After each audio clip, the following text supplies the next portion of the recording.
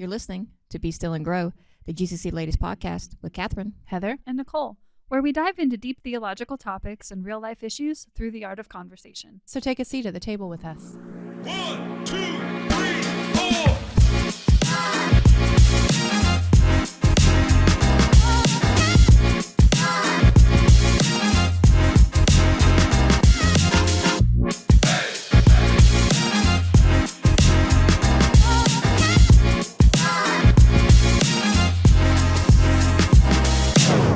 Well, hello, and welcome to the Be Still and Grow podcast. Good job. That's great mimicking, Heather. Yep, I'm ready. She followed I've it done word this a time or for two. word. You even go podcast. Podcast. It's the podcast, y'all. Well, hello. How are y'all today? Fantastic. Glad to be here. I was like, Nicole, you're awake. She's like, I'm here. Well, we have a guest on today. Yes, And I always say we have a special guest, but I love the special guest. I think she's pretty. I already gave it away as a girl. I'm sorry. Like, immediately. I think she's fantastic, and I think an absolute treasure. Y'all, we have Anna. Is it Anna, right? Anna Nambo on the podcast. I don't even know her name. Well, hello. Well, thank you for coming on the podcast. We're super excited to have you. She also goes to the church that we all attend, Gospel Community Church. How long has it been now? I think 2 years, maybe going on 3. Wow. Yeah. And how did y'all find GCC? We were actually looking for a church, and we had visited several churches, and it was not it. And when we walked in here, it was like one service, and it was like, this is it. Oh, man. I love that. I feel like we hear that a lot with people. It's like they'll come into that first service and they're just like, we're hooked every single time. And so, not like trying to brag about our church. There's a lot of great churches out there, but Just saying. our church is pretty top notch. And so, I think they do a good job with that. Yeah, I mean, if the teenagers, my teenagers were like, oh, yeah, we like it. I'm like, this is it. Good, because this is where we're going. Oh, yeah. Well, we're excited to have you. So, thank you so much Thank for coming you. on the podcast. We're going to have a great conversation today. But before we get into it, I feel like we need to have, not necessarily this is exactly what we're talking about, but I feel like we do need a segment on this because I do talk about food a lot. But it's not about food, but I feel like I do talk about food quite a bit. But it's on the lines of it, but we're not really directly talking about food. We're talking about pre-food. No, I was kidding. We're talking Pre-food. pre-food before it becomes food. Where does it all Aperitifs. begin? Plants and animals? Yeah. So I heard in the news that Applebee's and IHOP are merging. Did y'all hear that? I immediately want to throw up in my mouth. Like, that sounds terrible. What? I immediately am like, is this a joke? Like, Nope. It's not a Apple joke. Hop or Yeah. like, It is not a joke. It is 100% true. And so that they are in the works of that happening. So it's supposedly everything in the back of the house is going to be like the same as a kitchen, all that kind of stuff. And then in the front of the house, you'll see the difference of both of them in there. But I'm like, number one, I could care less about IHOP, to be honest with you. I've never really been a big fan of IHOP. I do like Applebee's to a degree, but I also hate their service is horrendous to me. But I'm like, that's because they have a bar, and so I was like, and then like IHOP is like they have other foods there, but it's majority like breakfast food. So it's like, let me have my pancakes and my beer. Like I don't know, is that weird? So, would they still be breakfast all day? Like, there's a million questions. yeah. Because I know that Applebee's actually does do breakfast. They do. As fundraisers, you can actually go in and like my niece, my cousin's daughter, I call her my niece. She's a fabulous dancer. Her dance team would do fundraisers, and you would go to an Applebee's on Saturday morning and get your pancakes and bacon and egg breakfast, and like all of the or half the proceeds or all the proceeds go to them because they actually wait your tables and all the things. But so their chef cooks do know how to make those things. But it is such a different vibe, though. Yeah. I don't know why they thought. So I was curious as to why of all things. So supposedly the same owners companies own both franchises. So they own IHOP and Applebee's. But still, I mean, I get it. There's probably a reason why it's happening. They're probably struggling. And so let's combine forces. And so, but I'm like, I just don't get it. That might be like, it's either like we're got to close our doors or be stronger together. So let's see. I'm picturing like do you want to sit on the Applebee's side or the IHOP side? Like, I like is there KFC, like a Taco Bell. difference? Yeah. Or like even Chick-fil-A's like Yeah. the luau or the fat or the, I don't know. I'm curious. I will say people in Georgia don't know nothing about that because Truett's does not exist outside of Georgia. Oh yeah, true. Sorry, True. true. For those of you listeners, Truett's is not. come to Georgia and try real Chick-fil-A at a Dwarf House or a Truett's Grill before Catherine poo-poos on it. I'm not going to poo on it. I love Chick-fil-A. Truett's Truett's is fine. There are some options that they've improved a little bit here and there. That the last time I was there, it's been a minute, but the last time I was there was okay. But back in the day, Truett's Grill used to have a menu, and it was like you felt like even though you were eating at Chick-fil-A, but there were a lot of differences. And so, like, back in the day, they used to do a steak platter. You can get a steak platter at the Truett's Grill, and it was really, really good. You can do mashed potatoes, and they'll do like my mouth's watering. A buttered bun. Oh. Yeah, butter bun from the Chick-fil-A sandwich, and so they would butter it. And so that would be like your little thing on the side. It was so good. I love going there. And so, but now it's like a Chick-fil-A menu. It's kind of the same thing, only a couple things differently. And so I will say they are not skimpy on their salads when it comes to Truett's Grill. I do appreciate that. But I don't know. It's not the same. And so I hate it I hate when things like that change. But I'm like, what's the point of having all these Chick-fil-A's when they're kind of all doing the exact same thing? There's small differences, but it's not a lot of differences. Except for the luau. TikTok viral sensation. Yeah. I mean, their luau burger is really good. No, I With the don't pineapple on Their it. fish tacos are really good They are too. really good. I do like the fish tacos. I had them twice. First time I loved them. Second time was not as good. And so I don't think I've had the burger, but It's good. You would not like it. It has pineapple on it. I love pineapple. On your burger? I would give it a shot. I love pineapple. You did try my pineapple pizza the other day. Wasn't that you? A couple months ago? No. She What was looked at that? you with No. I would never. I have nothing against pineapple on pizza. I've never tried it. But that was not me. I don't know who that was, but it wasn't me. And so, but I love pineapple. I like pineapple sandwiches. But I feel like you always like your burger like traditional. Lettuce, tomato. all American. That's it. Cheese. So Oh, like I love cheeseburgers, man. Love pineapple and cheeseburgers. barbecue What's sauce. for dinner, or y'all? Whatever might not be your thing. Do what? I Sorry. didn't know if pineapple and teriyaki barbecue sauce would be your thing. I would try it. I mean, I do It's like good. teriyaki sauce too. It's good. So I've never. And their tropical nuggets. Oh, You don't like tropical teriyaki sauce? nuggets. Oh no. All I'm thinking is Whataburger. I'm from Texas, so Whataburger. yeah. Yeah, Oh. sorry. I've only had Sorry. that once. Can't do that. There's no, one, no, no. one's But coming here, isn't there? yeah, There's there's one one in in. Noonan. Okay. I heard it's not doing great though. It's not good. It's not the same. I'm sorry. That's all I've heard the exact same thing from so many people, all saying like it is not good over there. You want a Well, real everything's one? better in Texas. Of course. Mhm. What? Oh yeah, We're all supporting. yes. We are supporting. I do love Texas. I love Waco, Texas. We did not plan this. We were all actually wearing Waco, Texas T-shirts, supporting Magnolia, shipping Joanna Gaines. Shout out. So, Sponsor us. yes, Right. I love it. Yeah. Decorate our podcast room. Oh, yeah. Oh my gosh. That'd be amazing. Catherine would move in. Yeah. Sleeping Yeah. on this couch. Oh yeah, I love it. Big fan of them. But so I do love Texas, but I'm also, I'm proud of my state, and so I'm like Georgia everything's better girl. in Georgia to a degree. There are some things that aren't great. here. Texas might be my second pick. If Texas I had does to have great not be a food. Georgia girl. When we went, I don't think we had any bad food when we were at Texas. No. No, and it was the best Dr. Pepper you ever had in your life. Right. It was everywhere I went. I'm like Dr. Pepper. I can only drink like one a day, but I was everywhere we go. Dr. The best Pepper, thing. Dr. Pepper. But like the breakfast place we went to, it is definitely bigger. We got that like huge breakfasts. Like they were so big, and Everything's so bigger in yeah, Texas. yeah. Yep. But it was We good. need to go again. We do. Oh, Anna All could that be food. our this is here and Yes. this is here. You can be our tour guide. Where you can get some real Mexican food. yeah. Oh, the heck yeah. That sounds amazing. Yeah. I love food. But yeah, so I did think that was very interesting, the merger, because it made me think of the reason I brought it up was because it made me think of because like when it gets warmer outside, I get very nostalgic. I think I just kind of think about the past and everything. So it made me think of because we go in the restaurants, but I don't feel like it's the same as when we were growing up. I feel like fast food was like a thing as kids going like to the McDonald's, to the Taco Bell. Like it looked different. Now everything's just.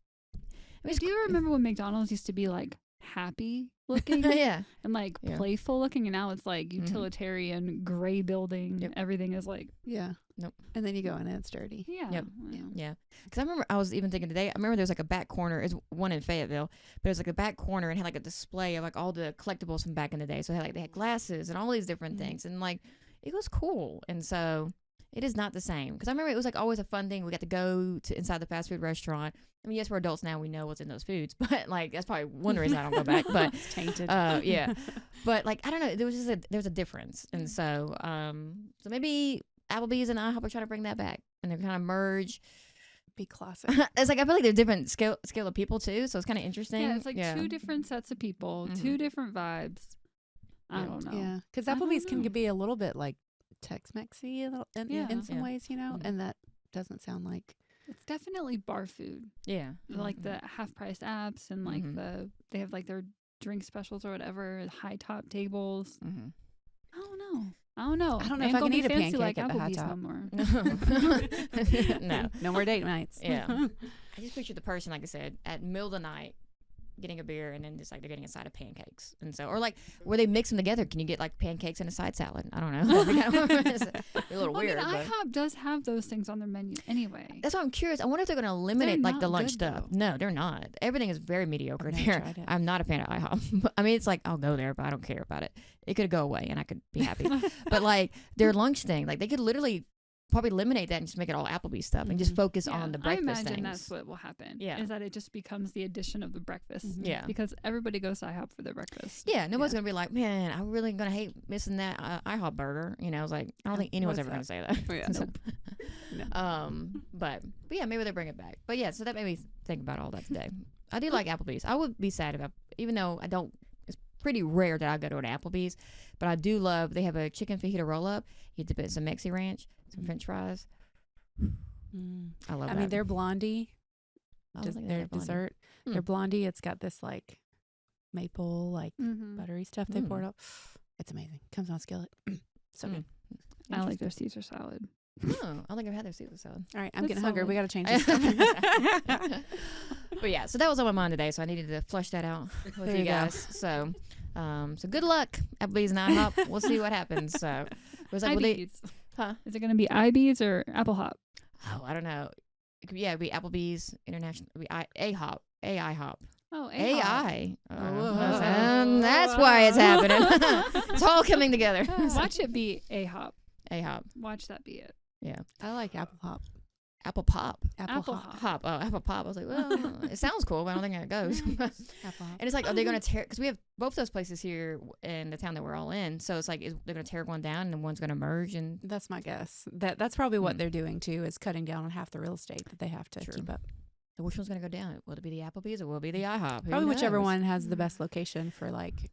I thought they would take the getting Applebee's into. down because IHOP has more room in here in our town. Mm-hmm. Because they have that stuff Depends on behind what it. vibe you're going for. Because that IHOP building is like, that's an IHOP. Oh, It ain't trendy and yeah. fun. Mm.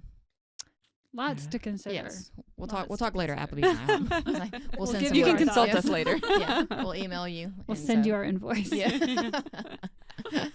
But yeah, so I'm glad we figured that out, ladies. Good job. Yes. So moving into it, Nicole, why are we here? Well, as you can see, we have the lovely Anna joining us. And she is here to share her testimony and dive into a little bit deeper about how the Lord brought her through some tough seasons of anxiety and depression. Yes. Yes, thank you. Thank you. Yeah, for spill having me here. Oh, it's an honor really to be here. You know, there's been people that have asked me to to give my testimony, and I'm like, so it's I was actually talking to Homero, and I told him, I said, I said I feel a little anxious, and I said, and a little bit sad, and he was like, why? I said, because I said, it makes me remember everything, I said, but it makes me sad to think that somebody is in that point of their life right now, which is just, it just breaks my heart, knowing that there's people out there that, struggle with depression, anxiety, and then the panic attacks, the good trio. So, yeah, and he was like, Mom, he's like, you have to do this. So I was kind of like, oh, second guessing myself. Sorry, not sorry. To see where the Lord has brought you has been such a joy to me, and I know everybody else. And so I really think you sharing your story is going to bring so many people to give them hope. And I think it's going to be such an encouragement. So thank you for being brave and doing it. Yes. Thank you. It's, it was very hard. It's, even now, I was driving today and I was just asking God, like, okay, what do you want me to share? What do you want me to say? Because I want to give you all the honor and all the glory. Like, there was no way that I could have, pulled through by myself. It was a very, very dark season in my life. Um, and I've been through some, pretty hard stuff, like, some of you know, like being homeless when we were small, growing up without a father and, having a difficult, well, not even having a relationship with my mom. That was very hard. But, you know, um, dealing with depression, that was like the lowest low in my life. It was just very, very hard. And I didn't even know that I had depression. It's something that in our culture, being Mexican, being Hispanic, you don't really talk about that. So I was like, what's going on? Like, why do I feel like this? I've always been a happy person, believe it or not. But uh, it was just, I believed it started from just, I think it started from postpartum. Not that I want to scare anybody that's pregnant, but um, you know, I was just sad and just questioning myself. Can I do this as a mom? Can I take care of this new life? Poor Homero, but yeah, and yeah, it was very difficult. Not knowing where to turn for help, and uh, just trying to explain what I felt. And usually the response I always got was like, okay, get over it. So that was very hard, you know. And I think that that is one of the most difficult things I that they could tell somebody that's going through a situation like that, because it takes a lot. Yeah. It takes a lot. The way that I found out that I had depression was, I was raising my two oldest kids by myself. They were 2 and 3. And because me and my husband had split up for a while. So, I had this two new kids. We have moved from Georgia to Texas. So all my family is in Texas, which is wonderful. I mean, they live right next to me. But I was still very lonely. It was like I have all this family, but I'm still very alone. So, I just didn't find any joy in anything. I was going to church, um, and just serving in the church, just doing everything that I that I felt that I had to do. And trying to keep myself busy. Also, like, okay, if I keep myself busy, then I won't be thinking these thoughts. Um, but then one day, I just woke up and I was like, okay, something's not right. Both of my kids were there. And I was eating, we were having breakfast, and which I try to keep myself busy with the kids, just trying to keep myself busy. And I remember, my son, he went to grab something off of my plate, and I picked him up and I threw him, you know, because I was so frustrated. I was, just overwhelmed. Um, that's, I've never, really voiced that. I never said that because it's embarrassing, that you have this person that you have to take care of, this child, but you can't even take care of yourself. I had told my family, my mom, my brother, call their dad and tell them to take the kids because I don't want to hurt them. I felt that, I would hurt them because I kept having just as thoughts. Well, what if I do this to them? What if I do that to them? Kind of like I didn't want them to go through what I was feeling. So I was like, okay, if I, hurt them or if I do something to them, then they won't get to this point in their life. That was my logic, which, was wrong. So I picked them up and I was like, oh my God, what did I just do? So I was like, I need help. So I'm sitting and we had a mobile home in Texas. So I'm sitting we had this big old window and we're just sitting there and I'm looking at them and I start crying and he gets up and he goes over to me. He's like, Mommy, don't cry. It's okay. Mm. And I'm like, I just hurt my son. Like I just hurt my son whom I waited years for him. I prayed to get pregnant for years and years. And I actually was married before and I got a divorce because I could not get pregnant. And here I was praying for this child and God gave him to me and I was hurting my child. Mm. So then, I was like, okay, I'm gonna call. There was a radio station, in Texas, it's a KSBJ. And before that, I called like the crisis helpline, no answer. I call another one, no answer. Wow. And I'm like, oh my God, I can't do this anymore. So then I call, the prayer line and they were like, well, I think you're depressed. You might need help. And I was like, I don't know what I'm going to do at this moment. And the person, it was a female. She was like, oh my God, what can I do? I said, I don't know.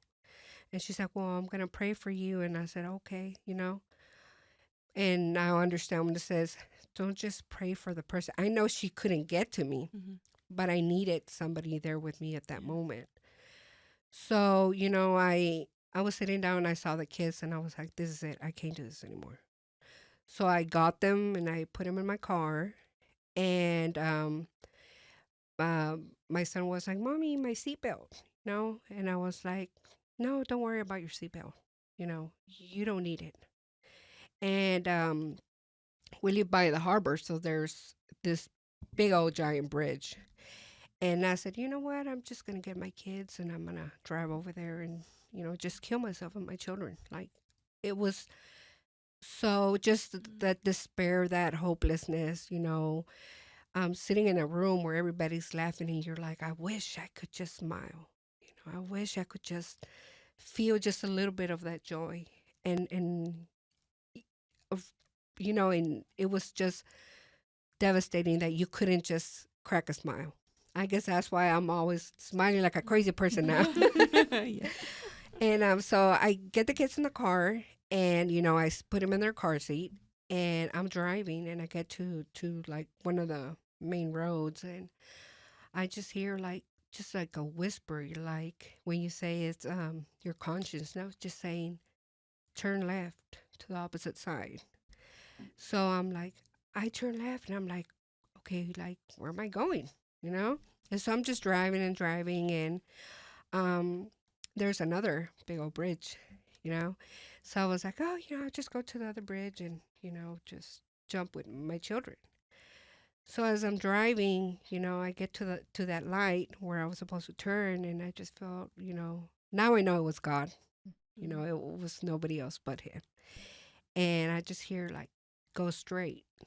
So I continue to drive, I'm going straight and the kids are like, just they're so happy, not knowing that in my heart I was gonna like kill them, because that's what I was gonna do. So I'm driving and I get to another light and I just hear, a voice said turn left and I drive a little bit more and I just hit my brakes and I just start crying. I put my car in park and start crying and I'm like just screaming to God, like, what do you want from me? Like, what do you want? Like, I can't do this anymore. I can't take care of my kids. I can't take care of myself. I'm a load for my family. Like, this is it. I can't do this. I said, what do you want? And I sit there and I'm crying and I look up and there's a sign that says, support group tonight for women with depression. Wow.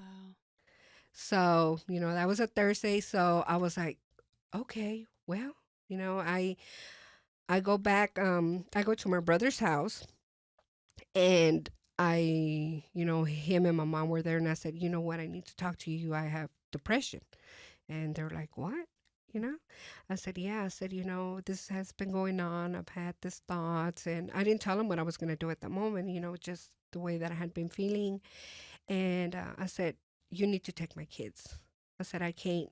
I said, I cannot be with them. I said, I'm afraid I'm going to hurt them. I said, but I saw that there's a group tonight. So they were like, okay. So then I go back to the group later that night, and I get there, and there's this gentleman, and I tell him, I came for this group. And then he's like, well, no, we don't have that group here. And I was like, oh. So I'm turning around to leave, and I'm like, like, yeah, it was to be expected. Like, it was too good to be true. And then out comes just this other man. His name is Jerry Lyons, and he's like, hey, what are you looking for? And I told him, he's like, yeah, we have that group, but the ladies are not here tonight. So I sit there, and I was kind of telling him what was going on. And then here comes these two ladies, and they're like, hey, Jerry, I just wanted you to know that we were fixing to leave. He said, but, we felt God telling us to come back over here. He's like, and then he's like, oh, well, this is Anna, and so we had our first session that night, just talking, and just, being listened to. And I'm like, and I left, and I was like, okay, there is hope. So, and then that just went into different things, into, doing, like going into support groups and stuff. And, it was just a wonderful, wonderful church. And then we left from that church, because the church moved. And then later on, like a year later or something, I became the leader for the women's group for depression. Yeah. So that was, it was all God. Because there was no way that I could have survived. I understand now when you get to that point where you're like, okay, do I take my life, or what do I do? And the thing is that, sometimes you can get a lot of people that mean well, and they want to help. But I encountered a lot of people that were like, okay, it's because you're weak. That's why you're so weak. And you have to toughen up. I'm like, if you knew how tough I have to be just to get out of bed, how tough I have to be just to, get up and take a shower, how tough it is to be just to fight the thoughts of, when you're holding a knife, when, you're driving to think that, I'm gonna, crash my car, or, just so many thoughts, just to fight those every moment, every second in your life. It's horrible. It's torment. Really, it's torment, because you cannot have a sane thought, and you don't want to, but you cannot stop yourself, and I think that, that's one of the big mistakes. Don't ever tell somebody, you're weak, because it takes a lot not to end your life. Every single day is a fight, and every single day is a battle. Yeah. What so much of me is like, I would imagine it would be easy to think, why would the Lord let me walk through? Like, why would the Lord let me get to such a low place? Why would he let this happen? This is horrible. But how many lives you've been able to touch as you were leading the ministry there? And those two ladies that showed up that night, they were having a hard time, and they were able to relate with you, and just the lives that you can more so relate to than I could ever, and what the Lord can do through just being able to relate and understand, and for you to be able to tell the story, because without that, who knows how many people you have touched. So it's hard to think through the Lord allowing that to happen, but see how he works it all out for a lot of people's good. and it ended up being a good thing.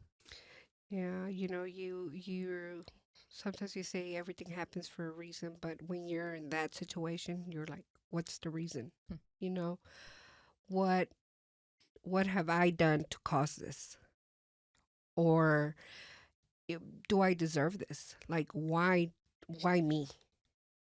And and you pray, and you don't find an answer.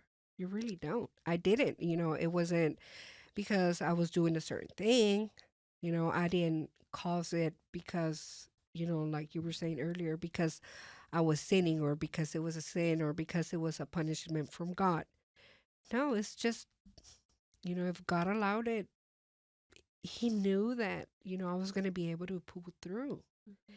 And, now, depression is horrible. But I see it as a blessing now because I get to talk to this women. And sometimes, all you need to do is listen. Not, just listen to them. Because a lot of people, I mean, they can have a lot of friends, but they're so lonely. And um as a child that grew up without a father, my mom would always tell me, "Oh, you're so tough, you're so tough, you're so tough." So I think that's why it was difficult for me to reach out and be like, I'm not tough. I need help. And there were some, some people that, did want to help, but sometimes, you just say the wrong thing. And I think that's why it's important also that, you know, when a person is going through depression and you're like, "Oh, I know how you feel." You don't. You do not know how it feels, like I said earlier, to be in a room full of people and feel so alone. You don't know how it feels to see everybody on Christmas or, Thanksgiving, all the family together, smiling, having a good time, and you are so alone, you know? And you're not angry at them. You're just like, "Oh, if I could just have a little bit, just 30 minutes of that happiness that that they have."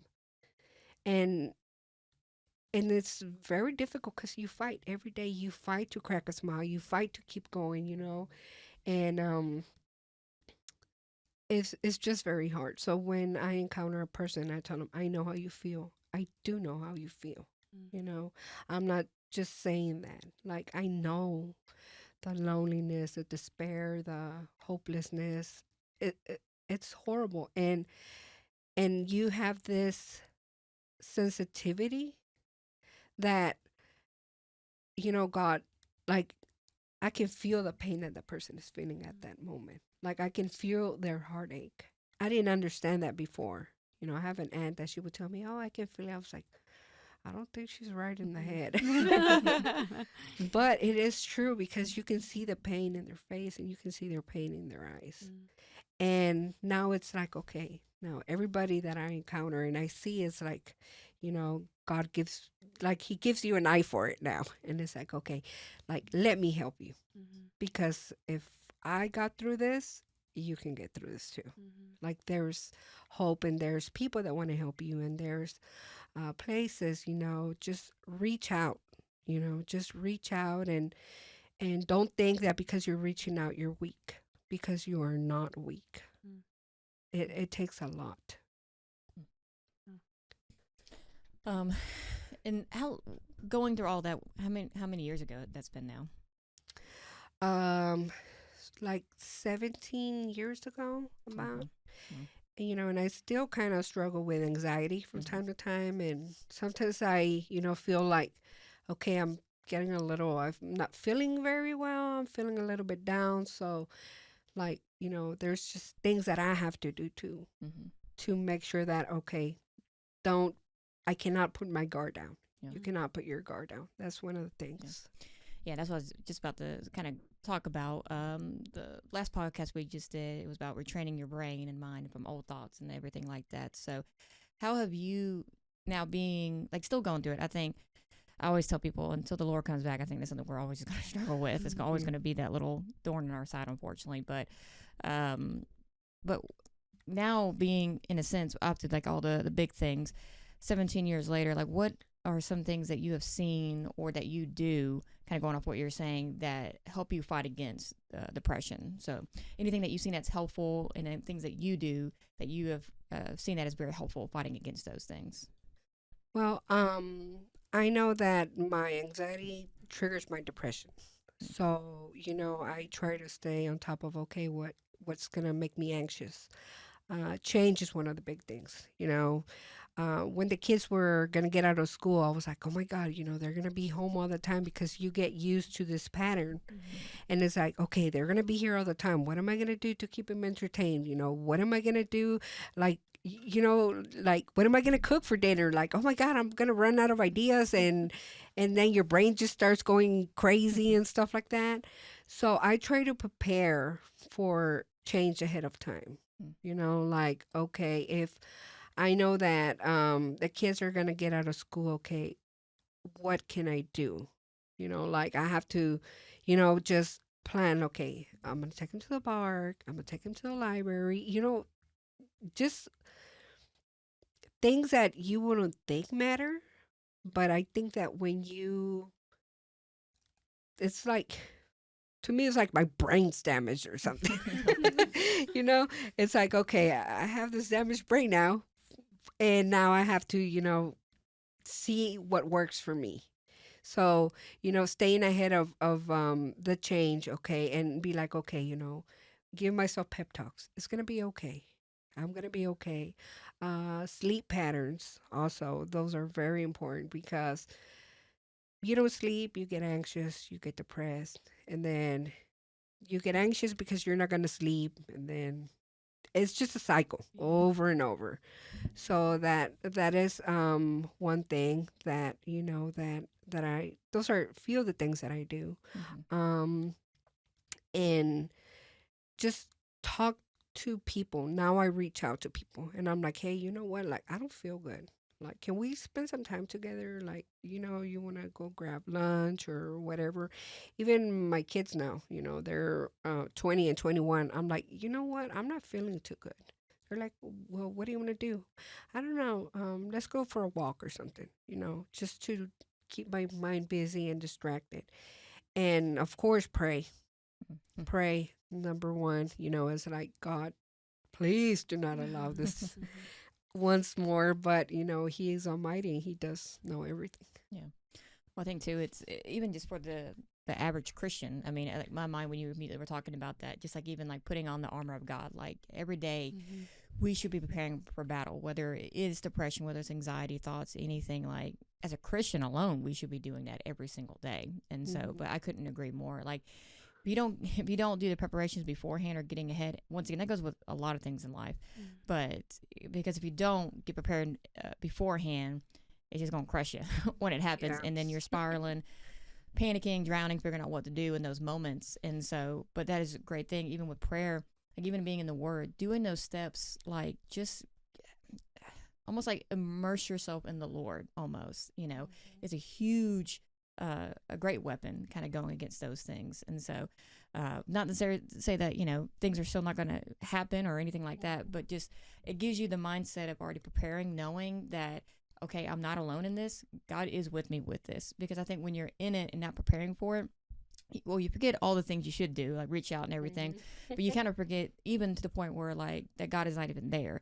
So I think when you do all that prep work and even moving beforehand, you give yourself that opportunity to remind yourself of the Lord, that He is there in the midst with you. And so yeah, so I think those preparations are really good. And even for you ladies, even just whether it's anxiety or anything like that, like in a sense, like y'all's agreement on it, or just like is there things that y'all have seen even in the Christian faith, that things that you should do prep wise beforehand, even outside of that? As you guys were talking about preparation, and then you mentioned you forget to do these things like reach out. Our pastor and his wife have brought up a good point. I think they mentioned it on this podcast not too terribly long ago, of having their battle plan listed out. Like first thing, like, okay, I feel this thing coming on. Step 1, pray. Step 2, text so and so. Like have a battle buddy or a group of people, your community group if you go to gospel community church, or just anybody, somebody who can relate, or just some kind of accountability partner in a sense. Keeping a note on your phone of like, oh, I feel these feelings coming up. Here's what I need to do to help. That's going to give your brain structure, because in those moments, I would assume, I'm not trying to pretend that I can relate, but I have been anxious before, and I have let anxiety make decisions for me rather than me being able to think clearly and do those things. So having a note saved on your phone, or even having somebody else who also can help walk you through those things. Like, okay, we're going to go to dinner tonight. Okay, I'm going to come over and just pray for you, or I'm going to call you right now, those kind of things. Yeah. I was about to say, I feel like that's very important, because what literally what I was just saying, of just like, when you're in those moments, everything that's wrong seems super, super true. And so, especially with lies or anything like that. So having those things, like you're saying, already having those people, like, hey, these are the people I can reach out to. Because if you don't have that already prepped, in those moments, you're going to be like, I'm alone. I have nobody. I can't bother this person. I can't do that. And so you have to constantly remind yourself. And so, but if you're not doing that prep work, same, even outside of depression, anxiety, even just being a Christian, dealing with any situation, if you're not getting in the Word, you're not talking to God, what are you doing? Like, any situation is going to be 1,000 times worse, because you're going to try to get in there, do it yourself, and just leave God out of it.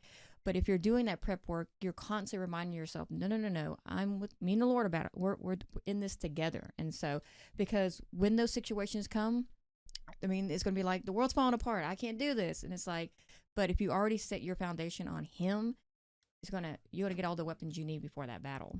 I think last podcast, one thing that David said about self-awareness, and in those moments being aware of what you struggle with, being honest with yourself in those moments, because that's what enables you to have a plan and to execute the plan and to push and lean into the Lord and not ourselves, because we should be self-aware that we are flesh and that we are not strong, but that the Lord is strong and that our strength comes from Him alone. And I'm just very overwhelmed by your story, Anna, and I am so grateful to the Lord that He used what He used in your life to bring you to Him. And even if that was the only purpose in it, like, what a beautiful purpose, and that the depth of that low, that you would find Him. And that is so encouraging to me. And just to know what He brought you through and how strong He is, and that how glorified He is because of that. And I just thank you for sharing that with us. You're welcome. It's,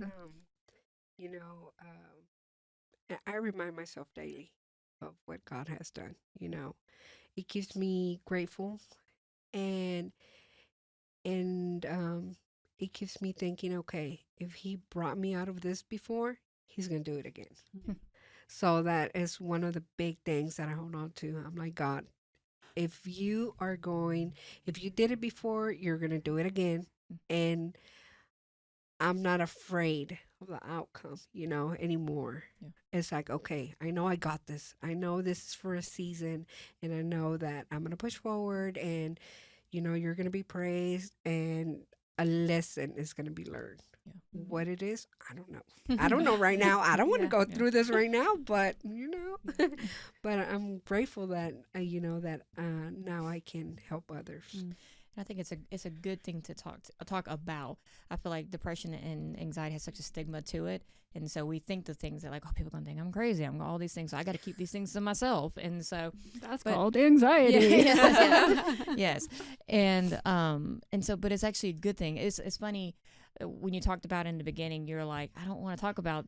You were nervous because you didn't want to talk about it, because like, now I'm going to remind myself. I literally talked about that today. I was like, I'm really anxious about tonight. It's like, even though it's a good conversation, but I've been really good right now of not thinking about depression and all that. So now I'm going to think about it again. And so like, oh yeah, I still deal with that. And so, but it's a good thing to talk about those things, because it's I feel like an everyday healing process. And so, because I feel like if we just close the book and leave it there, there's still going to be things that are going to come up. And so there's so much beauty in it's a lot of beneficial talking about it, because I think the enemy wants us to not talk about it, and he wants us just like act like it's nothing. But just like Nicole just said, like it's a good thing for people to hear. And so it gives people a voice to say, hey, no, you can talk about this. It's not something you need to keep to yourself or anything. And I think people deal with that growing up, because same with me. It's like I grew up, you had a emotion or problem, you deal with that on your own. We don't talk about that kind of things. And so I never grew up knowing how to deal with anything. And so in adulthood, it's like, deal with all the emotions now. And so, but I think, like I said, the enemy wants us not to talk about them, but I think it's such a beautiful thing to talk about those things. And so, and even outside of us, what is a way, because like, once again, going off literally what we're just talking about talking about depression, but like, what is a good way to help others that you see someone who is struggling? Like, what are even the first steps to even like talk to them, or I don't know, what is a good way to help people who are fighting against depression? For me, it's always been just being really honest. Just telling them, this is what I go through, and these are the thoughts that I've had. So whatever you're thinking, I probably already had those, Yeah. and that is one of the things that you don't want to say a lot of things because you're afraid. I was very, very afraid of like actually going insane. I was like, a sane person does not have this thoughts. They who's gonna think of hurting their children? Who's gonna think of, constantly or hurting themselves? It was more about hurting myself than my kids. But it's like those thoughts that you have, believe me, you're gonna be like, "Oh, I can't say this. People are gonna judge me, and they're gonna think I'm crazy," because they were actually, um, mm, a doctor was like, "Okay, you're gonna have to go into a mental institution." And my mom drives with me, and I was like, and I go there and I see all these people just walking around, kind of like you see in the movies, like that, and I'm like, no, I don't want to stay here. Like, I swear, I promise, I'm gonna try harder, you know. And like 2 or 3 years ago, I went to the doctor because I wasn't feeling well, and he said, you're high risk for suicide. We're gonna have to admit you into the hospital. And it always happens around my daughter's birthday because I had so much going on and it was such a horrible pregnancy that before that, I would start getting really anxious. And now I'm like I told my husband, I said, I don't want to stay here. Get me out of here. So we came home, and now whenever her birthday is coming around, I'm like, again, getting ready, getting prepared. Okay, think of the positive now. Don't think of the negative, because Satan is he's just, he would just very subtly just remind you, oh, do you remember when this? Remember when, all that you went through and you were alone when you gave birth? And I'm like, okay, but I have a beautiful marriage now. My husband loves me and I love him. I have wonderful kids, and I'm in this wonderful church and a community group. And I'm like, okay, you're trying to tell me what I didn't have, but let me tell you what I have now, Mm. you know? So, yeah, so just be honest, with your thoughts, on the things that you're thinking, and me just being that I can relate to you, like I know what you're going through because I have already been through this. And I'm going to tell you that it's going to be okay. And that, I'm going to be available, you know, like I've told so many women, call me. It doesn't matter the hour. It doesn't matter the day, the time. Nothing matters because this is what God has put in my heart.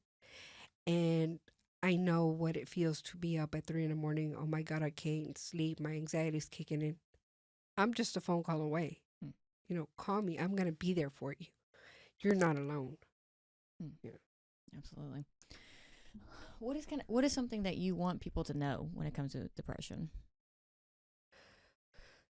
Man, that's a hard one. um, I guess that you can get through depression. You can.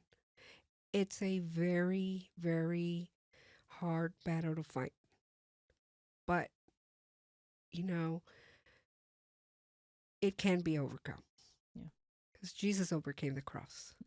So you can overcome. And, look for that help. And it doesn't matter your age, your sex, religion, whatever. Depression can hit us, all of us, any of us. So just know that there's people out there that want to help you. Mm. With all our heart, we want to help you. Yeah. And we always ask the question of the person who's listening, and they're kind of thinking on the other side. But I mean, fortunately, no. It's like when you're on the outside of it, everything is oh yeah, we can get through it. We can do all these things. But when you're in the thick of it, oh yeah, it's like, is there hope? I don't know. And so, what would you say to that person who's saying, is there even hope after depression? There is hope. Of course, there's hope. There's always hope. Just fight. Sometimes it's not every day, but it's every hour or every moment. Just hang on. Don't take those pills. Don't hurt yourself for the next hour, 2 hours or so, because there is help. And just reach out. And depression is scary, because it's very scary. Just the thought of like you falling into depression is scary. But if you surround yourself with the right group of people and people that actually do care, you'll be okay. Yeah. It doesn't mean that it can't come back, but it means that you're going to know, okay, this is what causes it. This is what triggers it, so like I'm prepared now for it. I would also feel like my encouragement to that person right now would be make that call. If you've made it this far into the podcast or even listened to the podcast, I would also venture to hope that someone is on your mind of like, I could probably call my mom. I could probably call fill in the blank, call that person. Because Anna was just saying, she was afraid, she felt like she couldn't tell her mom or her brother. But then obviously, ultimately you did, and your mom took you to the doctor. They didn't tell you, oh, you're ridiculous, go home. They were helping you. And that is part of depression, from my outsider's understanding, is a bunch of lies that are kind of seeping in that seem so real. And someone cares. The four of us care. You can reach us through many platforms, Facebook, Instagram, email, all those things. But make that call. If you've gotten it this far in the podcast, don't stop now. Like, you are just another minute through and another minute through. And I would just say it's time to make the call, and don't be afraid, because half of us in the room have struggled with depression. That's, you're not alone. For my understanding, depression feels like you're so very much alone. And there's so many people out there in the world today who are really in the thick of it. And I hate that that's true. But in some ways that can be encouraging, because you're not crazy. Like, it's unfortunately more normal than it should be. But we live in a broken world, and our bodies are broken, and there's help out there. In scripture, in Christ, in medicine, and all the above, there's help out there. Yeah. Don't be consumed by shame. Like, there is no reason to feel ashamed. As isolating and as lonely and as self-defeating, and I'm not good enough, I'm not strong enough, I'm not this, I'm not that, surely it's because I've done this or I've messed up. Do not feel ashamed. Like, yes. Christ has covered this with his blood just like anything else. And he will use every second of this time. It is not wasted. It is not for nothing. He will bring you through it, and he will draw you closer to himself. That is true. Yeah. It's like the thing that popped in my mind. It's I feel like a lot of people already heard it, but like, don't make a permanent decision off of temporary problems, because everything just seems so extreme at the moment. And so, but I like how you said, just like, I immediately thought of, I remember someone told me years and years and years ago, I don't have any tattoos, but I thought about a tattoo one day, and they were like, well, give it a day, give it a week, and see if you think the same way. And I was like, I'm going to think the same way. And I did. I gave it a little time, and I changed my mind. And so I was like, I'm kind of glad to the like, nothing against tattoos, but the tattoo I would have gotten. I'm glad I didn't get that tattoo. But it did change my mind. And so it's like taking the moment. It's like, okay, the pain, we're not minimizing. Like, the pain is extreme in some heavy moments. Yeah. And so even though through that extreme pain, take a moment and see what God can do in that one single moment. And so don't act immediately as soon as the pain or that happens. Like, just like Anna said, take that hour, take 2 hours. Even if you call someone and they don't answer, call someone else, call again, call this, call that. Like, your life is worth it. And so just like she was saying, like, as Christ died on the cross, he saw it was worth it. So it's worth it. Going off of that, what does God tell us when it comes about depression? Like, what are some things we can look to towards Scripture and His Word that God tells us when it comes to depression? My first thought over the last several minutes now is Psalm 73, when it says that God is the strength of our heart. And when we are trying to walk in our own strength, that's pushing away the strength of Christ. We're trying to walk in our own strength, which is weakness. Mm-hmm. So if you're trying to walk in your own strength through this depression, you are literally just walking in weakness.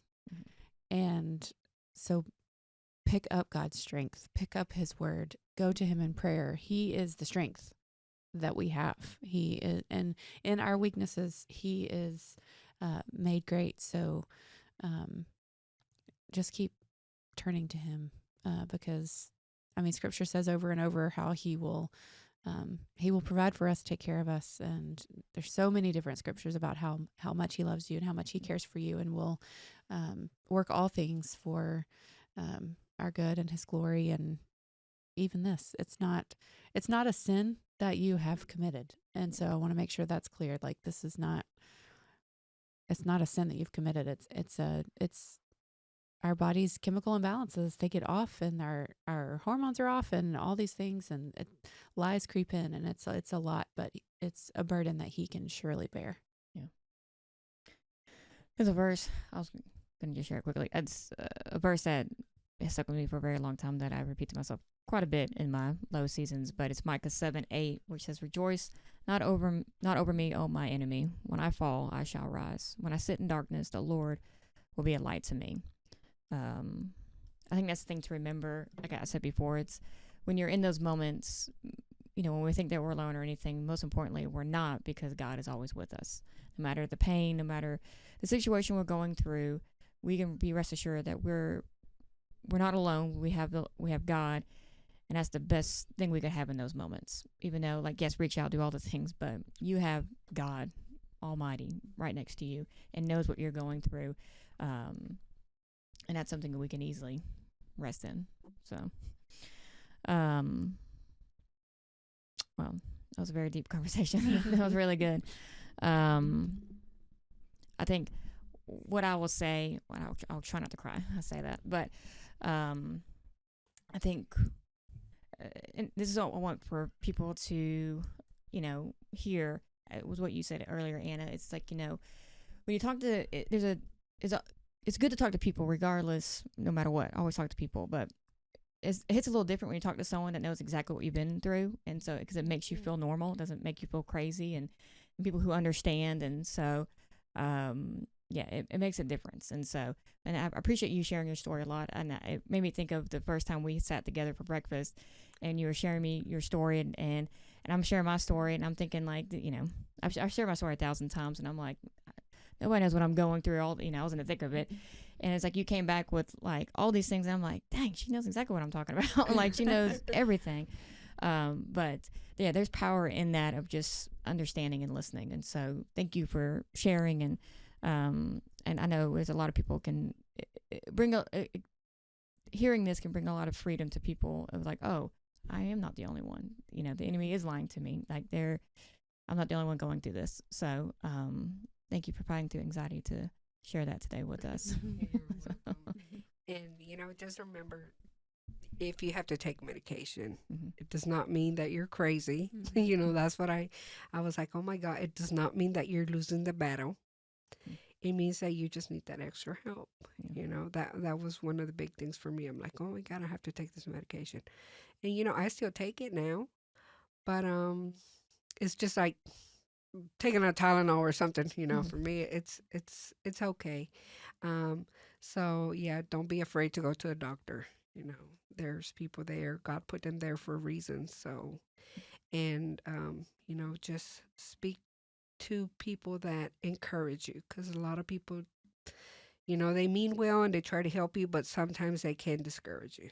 So, yeah. Absolutely. I was just thinking it might, for people who do go up and down with this, or, you're in a great place right now. People who do battle with this, if you are in a good place, I think it'd be a great idea to write yourself a letter, like knowing where you've been, of like, there is hope. There is hope where we are, because just thinking about the life that you have lived since this dark moment, it's not only been a joy for me just knowing you, but the joy that you've just had all on your own that Christ has given you. And so for you to have missed out on all that, like just writing yourself a letter, and when in your higher moments, in your moments of clarity, writing yourself a letter that you could maybe pull out when things are difficult, or you feel it coming on, or you're just in the lowest of lows. I don't know, just an idea. No, that's It's a great idea. Yeah, because in those moments you ain't gonna write down a letter. That's stupid. Yeah. And I mean, obviously, Yeah. the struggle Yeah. of people of like, well, they don't understand. Nobody understands. Well, if you haven't found that person who fully understands yet, that is in your life that you feel like you can talk to, you understand. Yeah. So then, you wouldn't have that struggle of like, well, this person doesn't understand. So, but you understand, and you can talk yourself through truth and scripture, and having the scriptures too that you can lean on. Yeah, and God can heal that. And so it's like, hey, in a sense, you're kind of walking it out with the Lord, and let the Lord kind of show you, hey, no, I got you through this. I'm faithful. I am good. And so, absolutely, I think it's a great idea. Will I do it? No. Just kidding. But thank you for coming on, Anna. We appreciate it. But yeah, so as we say with every podcast, we love y'all. If y'all need someone to talk to, you need resources, need help in any kind of facets, you need to talk to someone, have questions, anything, please reach out. We have, like Heather said, we have so many platforms that you can do that on. We also have an email address. BeStillAndGrowPodcast@gmail.com. Yes, so you can reach out there, or like I said, any place. It doesn't have to be there. And if you just need help, or just need someone to talk to, or pray, or anything, not even about this subject. If you're like, hey, I just have a prayer request about something with my family, like, we would love to hear all of it. So please reach out to us. We would love to connect you in any way that we can, and help you out. So yeah. So with that, Miss Anna, will you pray us out? Sure. Heavenly Father, thank you for this day, Lord. Thank you for giving each one the opportunity to enjoy each other's company. Thank you, Father, for just getting me through that very dark season of depression. Thank you, because you had a plan all along, Lord. You knew that the plans that you had for me, and for each and every woman in this room. And Lord, I just pray for the ones that are going through this difficult moment right now, Lord, that you just reach out to them, and that they know that they are loved, Father, that they are not a burden, and that there's people out there that cares for them. Father, I just pray that you be with us as we go about our day, and that you never leave us, Father God. I thank you in the mighty name of your Son, Jesus Christ. Amen. Amen. Thanks for listening. Please email us at bestillandgrowpodcast@gmail.com with your questions, comments, ideas, and prayer requests. For more content from Gospel Community Church, check out the Training Day podcast, hosted by George Jones. This is Catherine. Heather. And Nicole. Join us next time. We'll save you a seat. Till then, be still and grow.